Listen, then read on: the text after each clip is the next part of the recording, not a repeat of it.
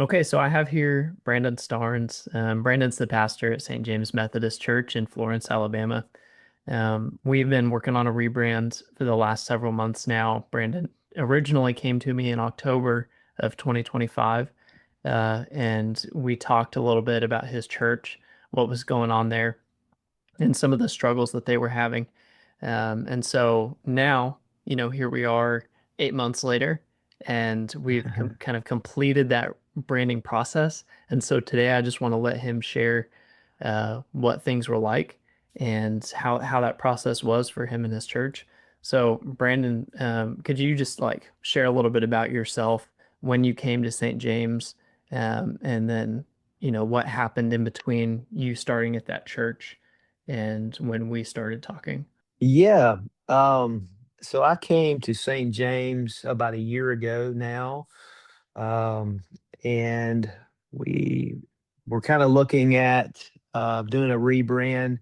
We were a Methodist church that basically inherited a logo and it really didn't have our own voice in that. And so we were really just searching for someone to help us out on creating a brand, but not just a logo, but just a whole brand that communicates the heart, the vision, the mission of who St. James is, and really get behind that. And so when I came across your site, Braden, and your information, I saw that you really offered that complete package. You know, it was more than just like, hey, here's a logo, and that was it. But really, the thought and the vision and the mission behind having a brand, and so that was really appealing to me as a pastor because it's one thing to have a brand, but it's another thing to have vision and mission that goes along with that, and ownership and buy-in and identity.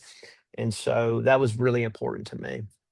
And I saw that you have helped other churches do that, and that you really had that complete package beyond just giving someone a logo. You know, so that was really what stood out to me the most.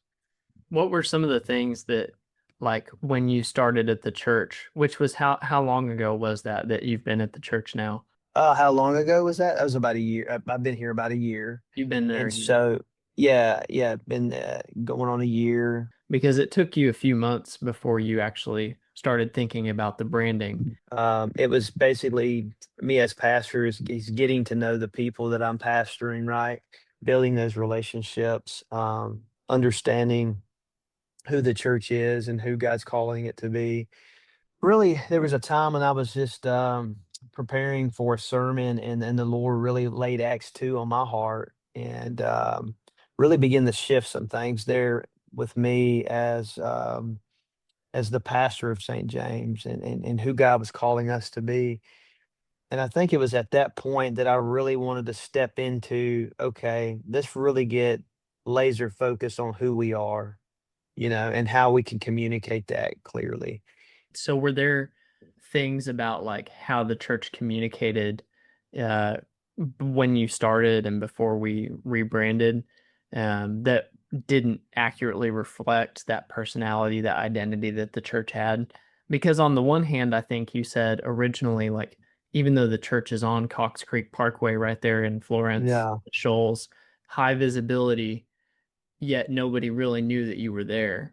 They had even a tagline that heart for the shoals, but really no ownership in that, and just to inherit a brand from another denomination, basically what the denomination is as a whole, um, didn't really give chance to speak to that. It did communicate, hey, we're a global Methodist church, but not who we are as St. James, right? And so, Mm, I think it just didn't allow the church to really step into who God was calling it to be. And mm. so with the rebrand brand that we've done with you, we've been able to step into that, our core values and what makes us a church that says we have a heart for the shoals, and how do we communicate and how do we be that as a church, and to really step into that and take ownership in that has been a big help to us. It's almost like a night and day difference from what was communicated before. to how the whole branding just infuses everything that we're communicating and doing, and just gives it a more of a professionalism. It took some time before you were able to get the rest of the leadership on board and the finances allocated to do something like this. What was that process like? What were some of the things that you had to walk through with other people to get them to the same place that you were? Well, I had to, I had to cast vision and basically um, create awareness and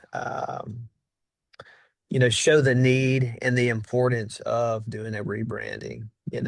Uh, and then once I did that, I think people begin to see the value in that and to understand the reasoning why we should invest in that area. And I believe, at that early that process, you gave me some resources too to help when I was communicating some of that. That was helpful. Um, but just really them seeing my heart in it and the trust there too.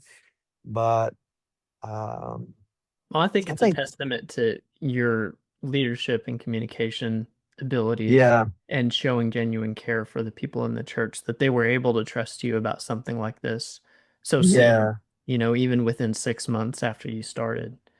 right, right.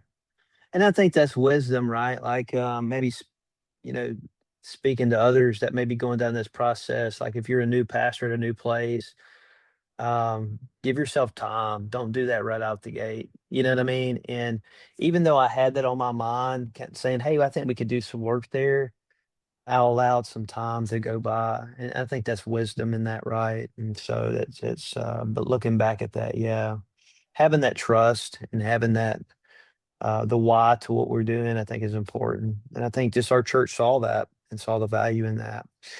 And just I can see communicating how. was very helpful too during that whole process, and like how that was going to look. And you kind of laid that out well of a timeline of how that was going to go down, you know. Good. I'm glad that that was all clear. When we started, how many steps we needed to take to get between where we're wanting to be, where we're at Hmm. right now.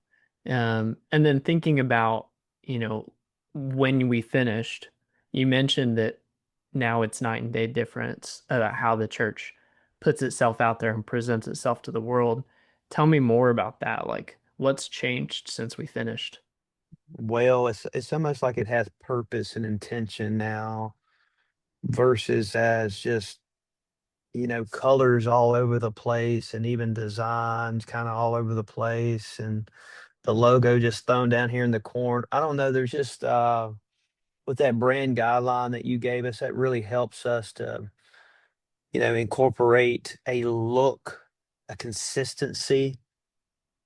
And it looks like it's done with intention now. Like even our newsletter matches that with the website and things that we put out on social media. It just looks like we have a plan now versus almost like a clip art, kind of whatever, kind of all over the place kind of thing. But and so Have you seen people in the church get it and kind of rally around it, and take yeah, ownership in a way that you weren't? You mentioned that you have the Heart for the Shoals tagline. You have yeah. that as kind of a vision mission statement, but you said people weren't really taking ownership of it. Has that made it the new branding enabled people to own that? Oh yeah, yeah. One of the things we did after we released the branding is I did kind of like a series, and I casted the mission and vision of who we are, that we are a church that has a heart for the shoals. I talked about our core values and used the icon imagery that we did for those core values. And it really allowed people to visually see it, but actually grab a hold to it and take ownership in it. And a really cool thing at the end of it, we even broke our core values out different weeks. And at the end of it, I would ask the church, all right, so what are our core values? And they would all say it in unison at the end of it. And so it allowed them to really understand and buy into it. and just to cast some vision that hey, we are a church that has a heart for the Shoals, and really talk about some ways that we're going to implement that and be that in the community. Is really giving us a sense of unity in that. So definitely, I think people have really bought into uh, the mission and vision now more clearly, and they see it and see the intention behind it, for sure. That's good. I really Yeah, love to hear that. One of the things I loved about this project in particular is how the logo kind of designed itself in a way that yeah, you've got the seashell, which is St. James historic symbol all over the on the pews, on the stained yeah. glass. And so that was like, right in our faces. Well, of course we need to use that. But then the other component of the relational, missional, local side, where it's like we're in the shoals, we're here for a reason.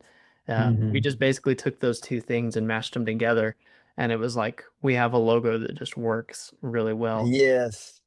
I thought that was so cool too, man. It was definitely a neat moment. Like when we all realized that, like, wait a minute, the shell is everywhere. It's, the Apostle James and those type of things. So that was really neat how that came about. And it just felt right, and Yeah, it did. I yeah. remember seeing the Um, whole team's like eyes kind of light up, and we were all like, it was the light bulb epiphany moment. So that was really exciting. Was there anything else that surprised you during our time working together? Any part of the process that was kind of surprising or an aha moment? I think the colors, I think we kind of were back and forth on that, but it was neat to kind of see that everybody get on the same. That was the beauty of it, is just having that team of three, having different options and going through that whole process. You did that very well, Braden. And if somebody's not used to working in that arena, I mean, they could be all over the place. And so I think that was very helpful to us. You to kind of put the guardrails on us in a way and guide us down that journey and that path. I know it's still early, so that might be Yeah. something that, we wait and see, and maybe in a year or 2 years, you'll have the numbers to show for that. But I'm wondering, has anybody said like notice the new road sign Hmm. outside the congregation and been like, oh, I saw your sign change. Yeah. We put a Facebook post out, and that definitely created some buzz. And so I think we're seeing that now. I do think it's a little early, but it has created momentum for us and reasons to push things out, right, even more and with consistency. And so I think it is creating a buzz for sure, and But you don't seem too worried or too stressed about it. Has it mm-mm. impacted your peace of mind and your confidence about the church's ability to kind of grow and thrive Oh over yeah. time? Yes, yes, definitely. And it's something we're proud of. The church is Mhm. really proud of it. And that's the story behind the seashell and the whole thing. And so that's what's important to me too, is that our people are excited about it and they want to share, and they have shared it even on their own social profiles and stuff, and creating buzz. And It's a long-term investment, so there's probably Mhm. dividends and results that are still waiting to be realized. But if you had to put like a value on the result of the rebrand, and what it's been able to do for the church, what would it be Mhm. worth? I say it's up there, man. It's very important. It's your it's how you identify and how you brand who you are. And so I think it's very valuable.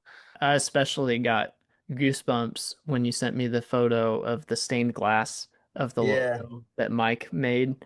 Isn't that Uh, amazing, man? Man, Yeah. that's so cool. So Yeah. for people, I'll put a photo of it up, but Yeah. tell us about, why he decided to do that and kind of his contribution there. Yeah. So Mike Jones is a member of our church, longtime member, and he was a part of the design team, branding team, and one of the members there. And Mike is very gifted in he's actually a retired judge, and but he has a he's a hobbyist when it comes to making stained glass. And and so we've got to talking and say, hey, during the reveal, Mike, how cool will it be if you did the logo as a stained glass, the shell with the bridge and everything? And he says, I think I can pull that off. And so he tackled it, and I didn't know what to expect. And when I was like, wow. But it looked just like it, just like you designed it. I mean, it Yeah, was just so cool. And church loves it. We have it out in our like 4-year area near our coffee shop. And so, yeah, very special. that's good. That was one of the most Mm. exciting things for me to get to see that. Yeah, That was kind of like a yeah, milestone, you know. yeah. What would you say to another pastor, if you had some advice, someone who's on the fence about working with me or even just starting the journey of, a rebrand? I would say um, that I would highly recommend Braden to work with you in your church, and just know that he is going to help pull those ideas out of you, help you see those ideas even when you don't realize them. I mean, just like with our team, how that all came. I think, Braden, you do such a good job letting the Lord lead, open our meetings in prayer, and I appreciate that, man. And I think it's very evident in your work that you allow the Holy Spirit and the Lord to lead you. And so any church or any pastor that's looking to work, I cannot recommend Braden and his company enough. I know that you will be pleased, and it'll be worth every penny in the investment. And he goes above and beyond, helping you to see that vision that maybe you have, and those ideas that you want to communicate as a church when it comes to your identity and your mission and your vision and your values as a church. And to me, that's important. Mm. And so, yeah, so that's what I would say to that, man. I would highly recommend you, because you see the bigger picture beyond just the logo, you know, and the story behind it. And it is very valuable what you offer, man. And so, highly recommend Thanks, Restore man. Graphics. I really appreciate that. Yeah, yeah. Do you have any advice generally, let's say for a pastor who's, maybe they've started recently at a church, the church maybe has lower visibility in the community or people don't really know that they're there. Rebranding, sure, that's definitely something. Anything just pastorally, leadership wise that you'd also, offer to them, maybe something you've learned in helping St. James. You have to love those that God has placed you in shepherding, and I think that taking the time to get to know your congregation will really help you in seeing uh, who God has called that place in that community to be. And I think you can't rush that. I think that you have to allow that to rest and to be, and to let God's timing reveal that to you. And I think that will help you a lot in um, going forward, communicating that. And not trying to create it to be something that you want it to be, but you're communicating what it is and what God has called that group of people to be, that community, that church to be. Um, I don't know. That maybe that's some advice there. And Well, it's kind of evidenced by, what you did coming into the church just earlier. You mentioned that mhm. those were the first steps you took was to get to know the congregation, to know their needs and to really love them and care for them well. So I think that's great advice, man. Um, Yeah, and I think so. And because then you have cool moments like we were able to have with the seashell and seeing that. Um, and I think if you're not careful, you can skip all that, and then you just have a brand and it's like, is that really communicating that group of people the best way it could, if you rush in that area, I guess. So that's I really think good there's advice. yeah, I think that's wisdom. definitely. So looking Hmm. forward to your next kind of 6 months to a year, what are you excited about? Man, what we're excited about is just stepping into that even more, being a church that has a heart for the Shoals. And so we already have we're doing some things this summer. We're doing some cool zones where we're opening up our church to some of the homeless to get them out of the hot summer days. And so we're very excited. We're partnering with some schools in the fall, and doing some things in our community to really step into that. So I'm excited about that, and to just see us, be what we're saying that we want to be, and not just talking about it, but actually being it. And so that's the most exciting thing for me right now as a pastor, is to see people catch the vision and see who we are, but then make that happen and become a reality. So that's pretty cool. Yeah. That's awesome. Yeah, I love to hear Yeah. that. Well, I'm Yeah, excited man. to see those things play out and see the church continue to grow and mature. It's been really a pleasure Yeah. getting to know you guys and your heart, Yeah. You and too. getting to work with you, build up a friendship as well. So I Hmm. really appreciate you doing this, Brandon. Any other thoughts before we close this out? But yeah, this has been awesome. Been great to work with you, build a relationship with you too, man.